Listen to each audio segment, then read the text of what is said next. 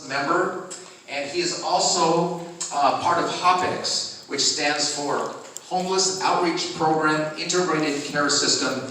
And John is speaking about safe parking. Welcome, John. How do you do? Yeah, I work for a place called HOPEX in South LA. I run street homeless outreach programs. We have about 50 people at any given time working with the homeless out there. I'll speak a little louder. Yeah. So safe parking. Any given night in LA County, there's about 17,000 people sleeping in their vehicles. And they're sleeping in their vehicles not because they really love sleeping in their vehicle, but because that's the best place for them to sleep. That's about 35% of the total for the county. So if we translate that into Culver City, that's going to be somewhere between 90 and 100. Something like that in Culver City. We just did Homeless Council, no more exact numbers, but that's somewhere in the range. That's approximately 64%, I got lots of numbers, sorry if you don't like numbers, but I got numbers. 64% of those people living in their vehicles are first-time homelessness. So they may have been in their car for a year, but this is their first episode of homelessness. It tends to be a, sort of first response, that's a place people go and feel a little bit safe. So why do people end up in their vehicles? So 2018, the USC's Homeless Policy Research Institute did some studies, and they found about 55% cited financial unemployment issues, so they could no longer pay their rent. 35% cited household conflicts. That tends to be mostly women escaping domestic violence issues. That's a big number. 18% cited friends and family unavailable, so just lack of any kind of family support systems. 13% cited substance abuse, another 12% mental health issues, 11% illness or disability. We all know how much health insurance is and how big an issue that can be. Death of a family member, so somebody who was the breadwinner, their death, the whole family goes homeless at that point. Eviction, foreclosure, which presumably also is part of that unemployment or financial issue. And then about 7% get released from jail who are already homeless. That's approximately 7,000 people a year in LA County are released homeless out of the jail and prison system. So luckily that's one thing that we can actually do something about. Living in a vehicle can be a great solution if you are up against the wall. So if you are on a fixed income, you see a lot of elderly people in RVs in South LA. Somebody on a fixed income, maybe two fixed incomes, can afford to live in an RV, whereas they can't afford rent. You know, even in, we know what rents are here, even in South LA, a one bedroom is at least $1,500 a month.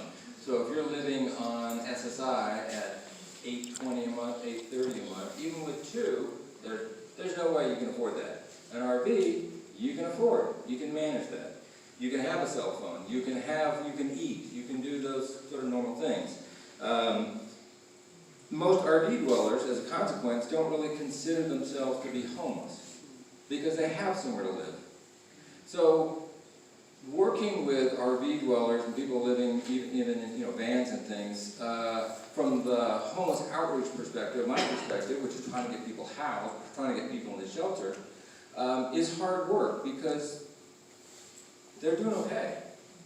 However, there's a lot of obstacles. There's parking restrictions. So in the city of LA, and I'm not exactly sure what the parking restrictions are here in Culver City, but in the city of LA, you can't park in any residential block between 9 p.m. and I think it's 6 a.m. Yeah, 9 p.m. and 6 a.m. You can't park anywhere, anytime, within a block of a school, preschool, or park.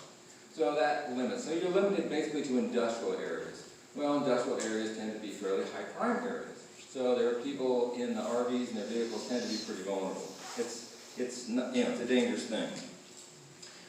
There's also a lot of health data about people living in their vehicles, and they don't have access to bathrooms, they don't have access to refrigerators for medications, they don't have access to all kinds of things that we think of. We probably don't even think of, don't we, at homes, that keep our health healthy. Yeah.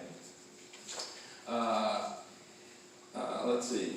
A number of cities have implemented what's called a safe parking program. So this is a program where you have a parking lot which is designated as a place where people may park overnight in their RVs, in their cars, in their trucks, whatever it is.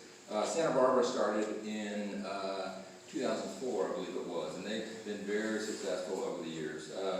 My company, Hopix, we started the first one in LA County in 2017. It's been very successful. We've just expanded it now from, I think we had 13 slots in a church parking lot. We've now made use of one of our own parking lots. We have 35 slots. We've gotten in Compton the use of a public services parking lot for another 35 down there. The goal of safe parking is always to assist those who are homeless in keeping them safe, but also to provide services. When people are scattered all over, it's, I'm the program manager, so I have a budget, so I think about efficiencies. And in a safe parking program, it's a lot easier to provide services in a single location than it is scattered all over. So that's a big thing. Most safe parking programs, in order to be eligible, you need a driver's license, you need a registered vehicle. Your vehicle has to leave the parking lot every morning and come back at night. So we help people get their driver's licenses, we help people register their vehicles, we help them with minor repairs, we help them pay for gas, things like that. We want this to be sustainable. And then they also need to be involved in looking for housing in some way. Usually look for permanent housing, because like I said, most people in these programs, they're not looking for a shelter. That's not a good option for them. If they go to a shelter, they're going to lose their RV or lose their van, and that's an asset which they know they're safe in. So shelter is not a big thing, but permanent housing, that's what we're trying to get them into.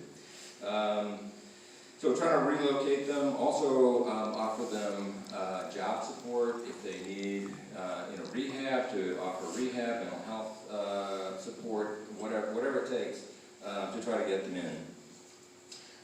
We also provide, in ours, we also provide breakfast every morning. There's also showers available in ours. Not all of them do that, but they all have bathrooms at least. And everybody has security as a security guard overnight, so that people at least can get a secure night's sleep, and that's at the very minimum. Most of the lots in LA County, there are, I'm not quite sure how many lots it is, but they're operated by a company called Safe Parking LA, and then we operate two, and I believe there's another one that somebody else operates, I'm not sure. There are approximately, by the end of this year, 450 slots available in all of LA County. So that's out of 17,000 vehicles, there are 450. So what can we do? Well, before the city council, they're considering safe parking here in Culver City. I think it's a great idea. It's cheap, it's easy to maintain, it's in land that the city already owns. So I hope we would support that when that comes up. Thank you. Safe parking is absolutely crucial. Thank you very much. Our next speaker is Lee Winkleman, who will speak about legislation. Hello again. So I work for the Religious Action Center of Reform Judaism. And that is part of the Reformed Jewish denomination, which Temple Akiba is one of our glorious synagogues.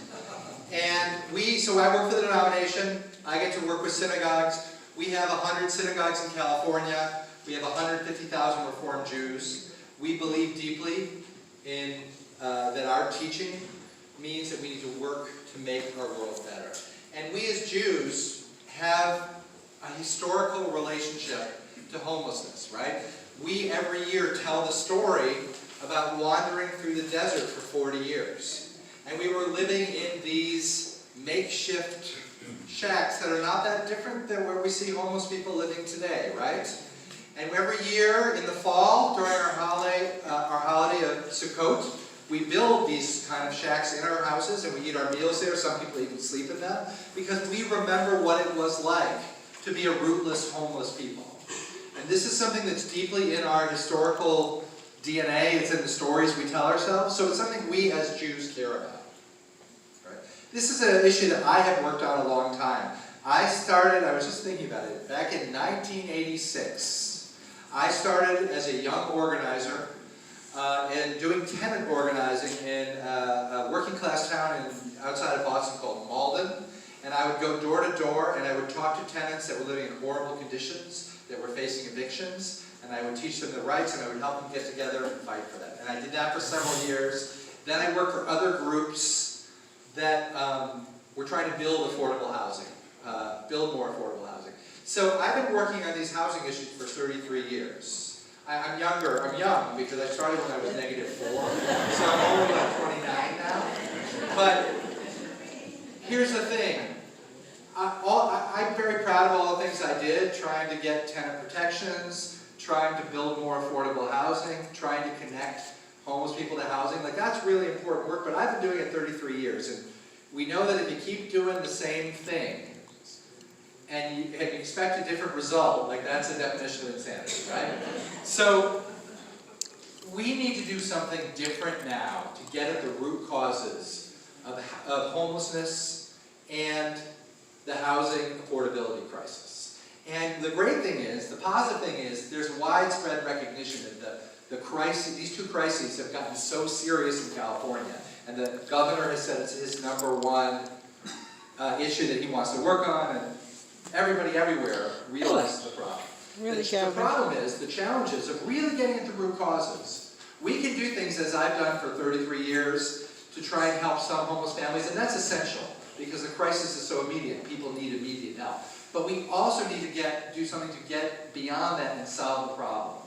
And that is a really big thing. And it's going to take a lot of political will, and it means some sacrifice, because everybody thinks we need to get more housing for the homelessness. And most people think we don't want it near me, we want it somewhere else, right? And so we need to come together and say, no, we need it now. And we need to go to our elected officials and say, look, we need 3 things right now. We need more affordable housing, including supportive housing for the homelessness. That's one thing. We need more tenant protections, because if people are evicted, then they become homeless.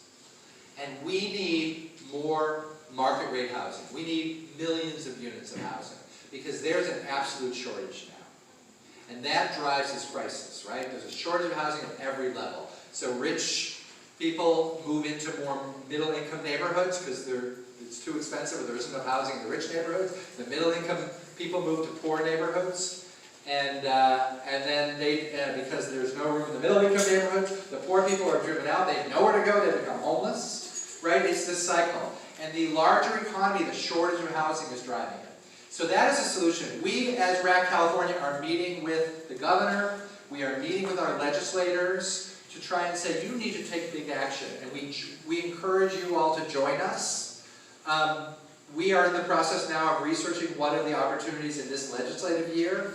And we have, if you are a member of Temple Akiba or another Reformed congregation, I invite you to be part of our webinar on March 4th and March 5th, where we're going to present that research on this issue and 5 other issues that we're researching that we care about, and ask people which is the #1 issue that we should be working on this year. And then, once we choose our issues, we are going to be doing meetings with our state legislators in their district. So meeting with people here in Culver City. And I encourage you all to be part of that. If you would like to be part of it, there is a flyer in the back. You'll notice it has one side. It's the side that looks like it was designed by a graphic designer. That has all the results of our work last year, all the bills we worked on and what happened to them. There's another side that looks like it was designed by a community organizer. And that side is a little description of what is RAC California. And it has the links to sign up for those 2 webinars. You only want to go to one of them. They're going to be the same thing twice. It would be really boring. But you go to whichever one's most convenient and tell others in your congregation to come. And then you get on our mailing list so you'll hear about more further things.